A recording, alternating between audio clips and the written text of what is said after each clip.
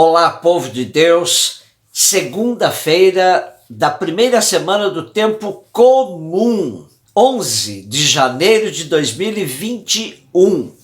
A nossa reflexão de hoje é a partir de Hebreus 1, de 1 a 6 e de Marcos 1, 14 a 20.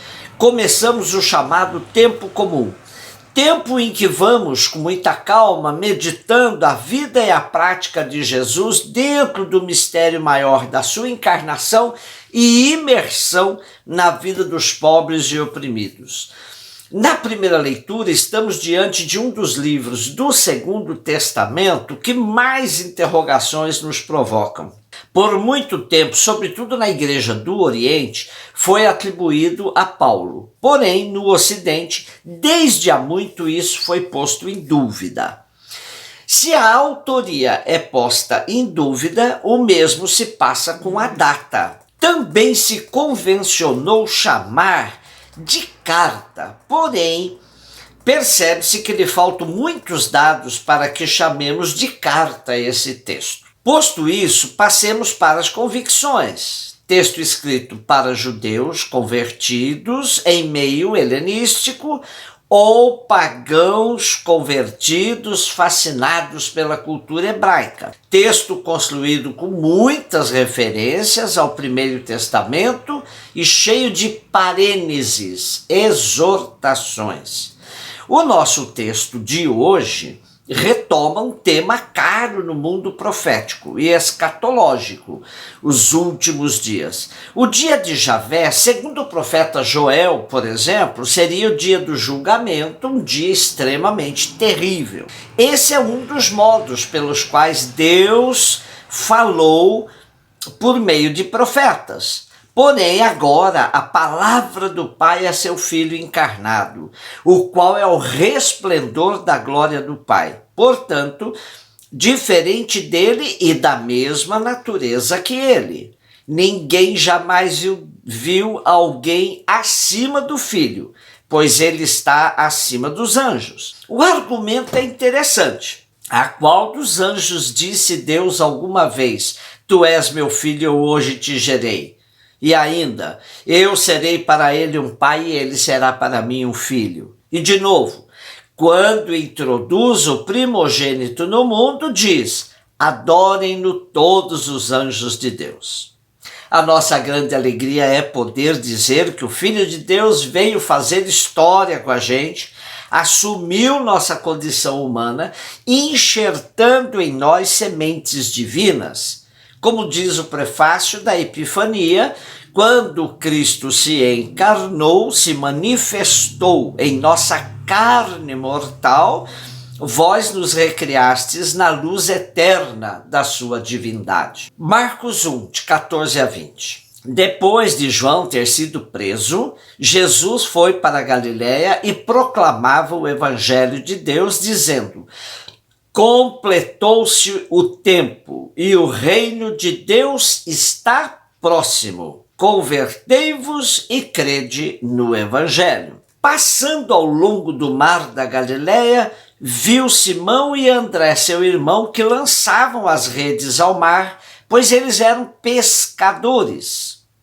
E disse-lhes: vinde comigo, e farei de vós pescadores de homens.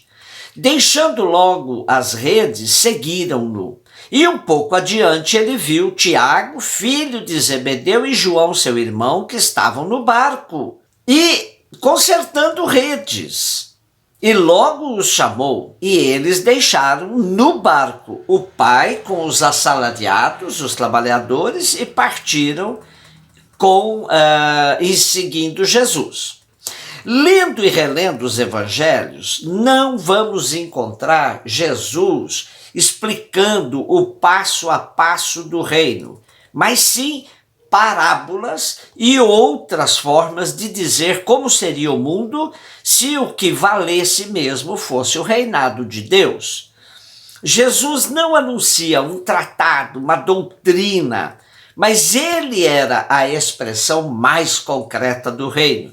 Por isso podia dizer que o reino estava próximo, estava no meio, estava dentro dos que o ouviam e seguiam. Assim, Para saber o que vem a ser a vida do reino, é preciso deixar tudo e passar a segui-lo. Como vivemos atolados em nossas preocupações cotidianas, nossos anseios e sonhos, nem entendemos bem o que significa deixar tudo e o seguir.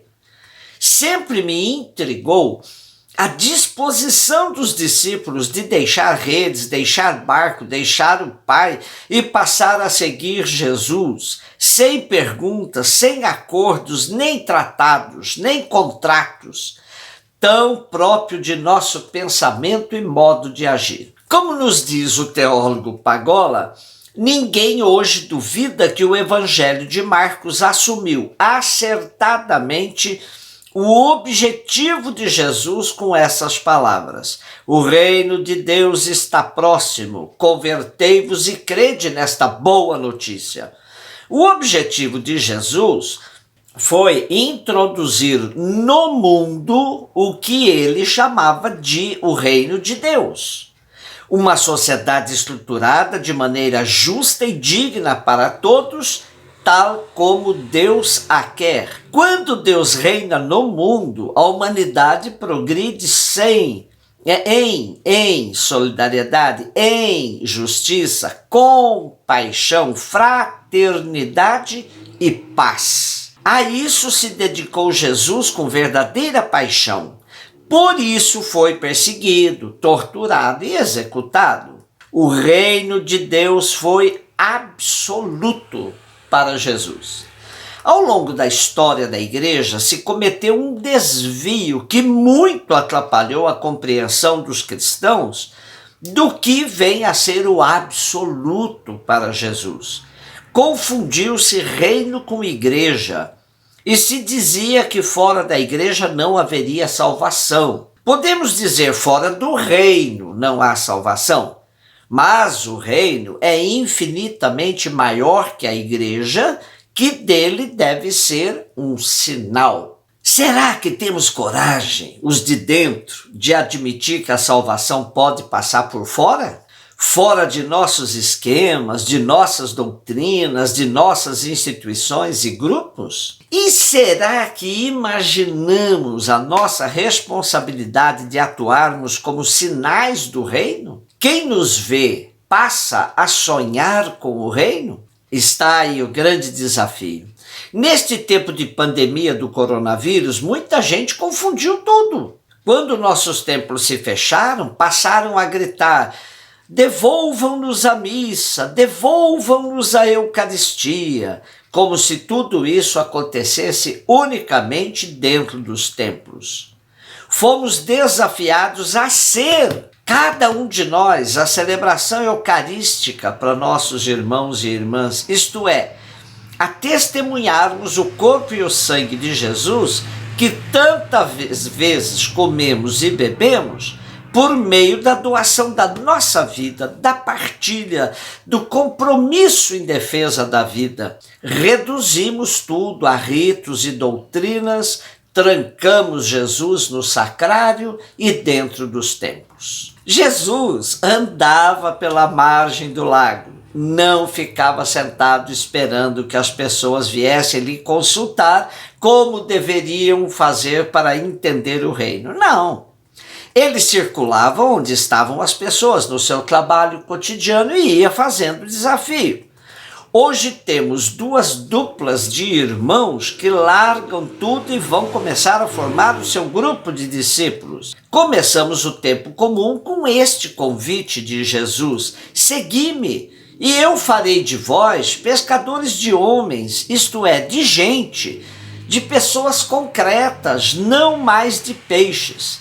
Será que temos coragem de nos despojar de nossas preocupações centrais na nossa vida e deixar que nossos ouvidos ouçam este chamado de Jesus: segui-me? Coloque a roupa mais prática, a sandália mais ajustável, liberte-se das mochilas pesadas, pois nesta semana vamos fazer o caminho de Jesus segundo o Evangelho de Marcos. Coloquemo-nos entre os seus primeiros seguidores e deixemo-nos arrastar por suas palavras e práticas, amando os pobres e excluídos, que vamos encontrando pelo caminho da nossa vida. Sejamos, portanto, seguidores e seguidoras de Jesus. Um beijo no seu coração.